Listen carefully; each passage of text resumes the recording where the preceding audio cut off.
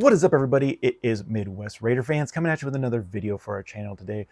We're doing really good because we're going to be talking about a win this week, and that's something we haven't got to do in, think about it, since September. So it's been a long time, and I'm excited to talk about a win instead of a loss and talk about what we did better this week. I know it was the Titans, but we're still going to celebrate a win. Just win, baby. Doesn't matter. We're going to celebrate a win for the Raiders. So Jimmy's not here. He's going to skip the recap, but he'll be there for the preview later this week. A little behind with yesterday. I just kind of was relaxing and, cherishing the win. But today we're going to get the recap video on that game and talk about some positives, negatives, and what we need to do for the preview coming up here that we're talking about a little bit later. So stay tuned. We got a really good one, and let's go ahead and get into the video. Please like, subscribe, share, all that good stuff for Midwest Raider fans right here on YouTube. So let's go over the notes here. Basically, some of the highlights that I want to talk about today was the score. It was 20-10, so it wasn't a big game.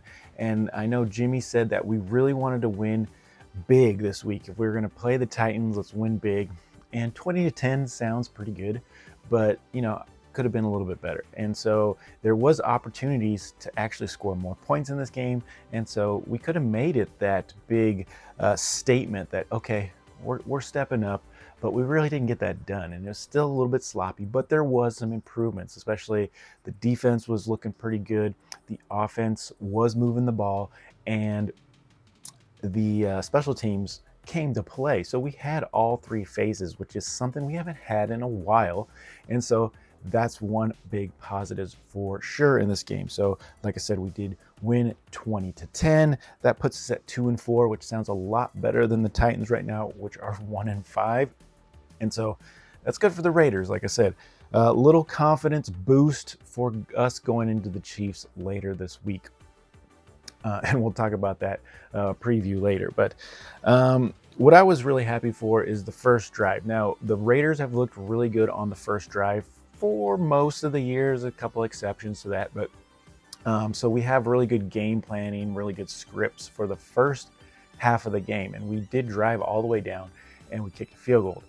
Now, I wish we would have got in and scored, but once again, penalties and stuff kind of killed drives and things like that. But we ended up kicking a field goal. So I'm okay with that. We got some points on the board, and we looked better than we normally do. So that was positive.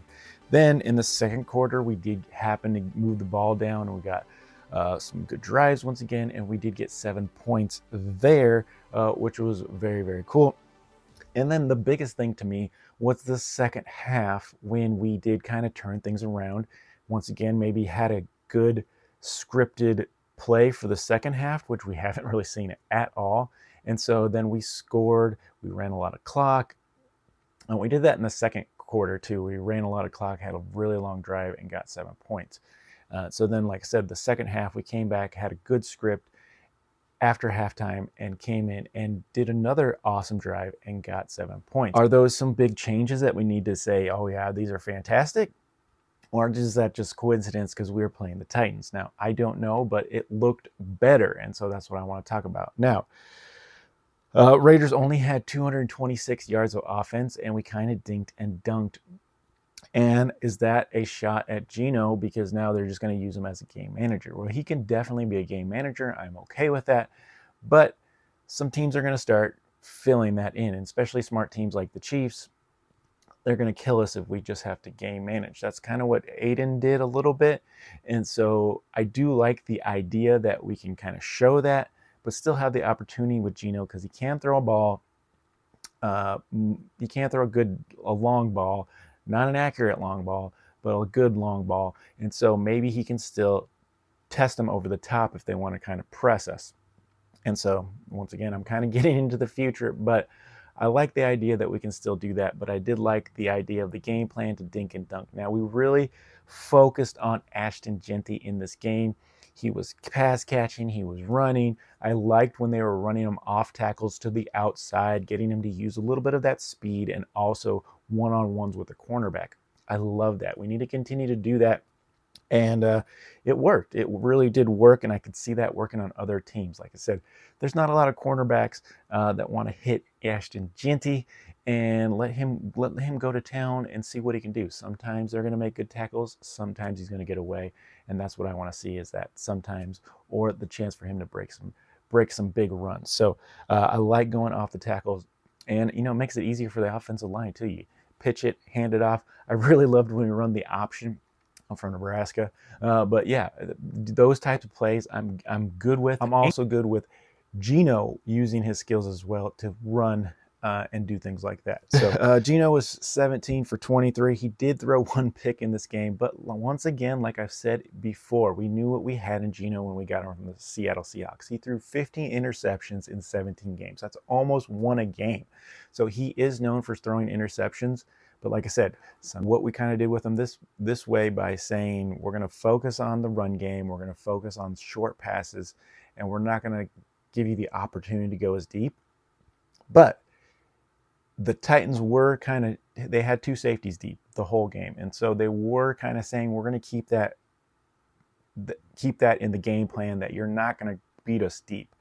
But I still like the idea with Tucker and Thornton, even though Thornton hasn't kind of disappeared lately, the opportunity to go deep. We still need to try it, and I think we still need to test defenses, or they're going to start, cramming the line of scrimmage and killing us with the short game as well. So we still need to kind of sprinkle some dust in there and get one or two deep passes in a game. But other than that, let's go for the dink and dunk. I'm okay. Derek Carr did similar things by testing him deep every once in a while, but really dinking and dunking most of the games and game managing. So we were averaging 6.3 yards, but we only had 68 rushing yards. Now, yes, not Geno, but Ashton did a lot of other things in this game, pass catching, running, really focused on him. But we did see some other players like Trey Tucker get involved with passes and runs. I wish we could have used Myers more, but he was targeted 4 times and got 39 yards.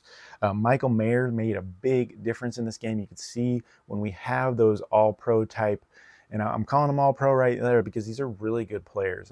Brock Bowers and Michael Mayer, they look super good. And when they're in the game, you can just tell he's pass catching, he's blocking. He's a really big part of this offense, and I'd love to see him when he's playing.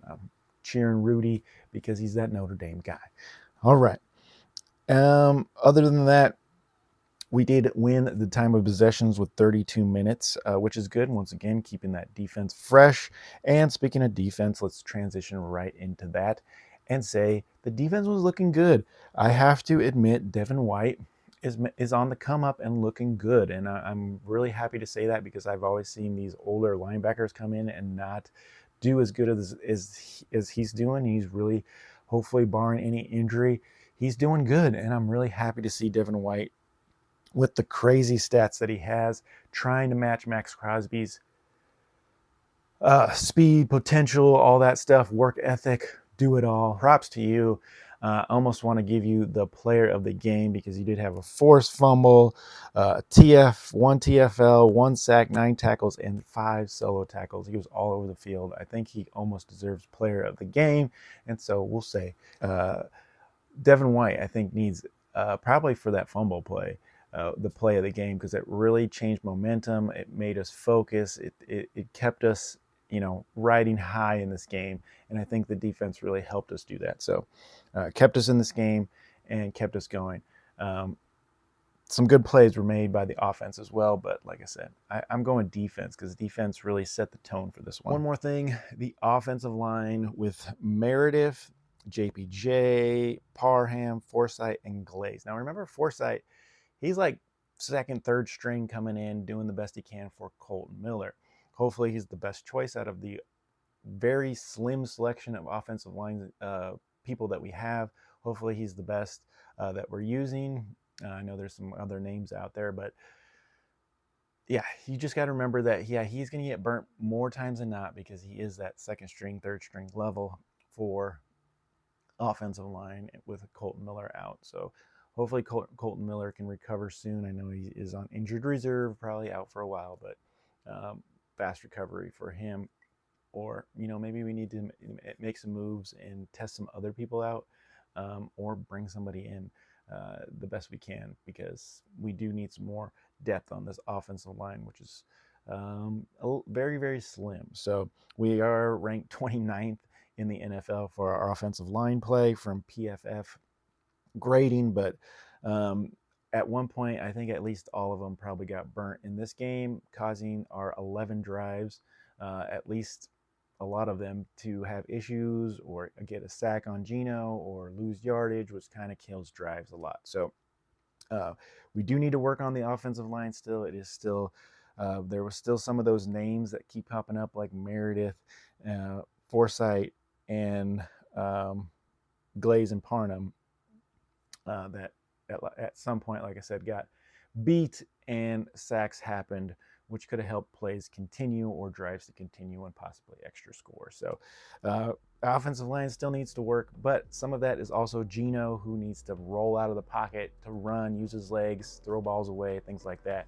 Make some better choices as well. So kind of a combination of all that working together, but they looked better. I'm going to give you guys a better job than you guys have been doing. So thank you, offensive line, for getting enough time for us to finish this game like we did. So other than that, guys, I think that's all I got for you today. We're going to have a game preview on those Chiefs here coming up for some keys to success. But other than that, guys, that's all I got for you this week. We'll probably see you on Friday, like I said, with that recap. And please like, subscribe, share, and as always, go Raiders.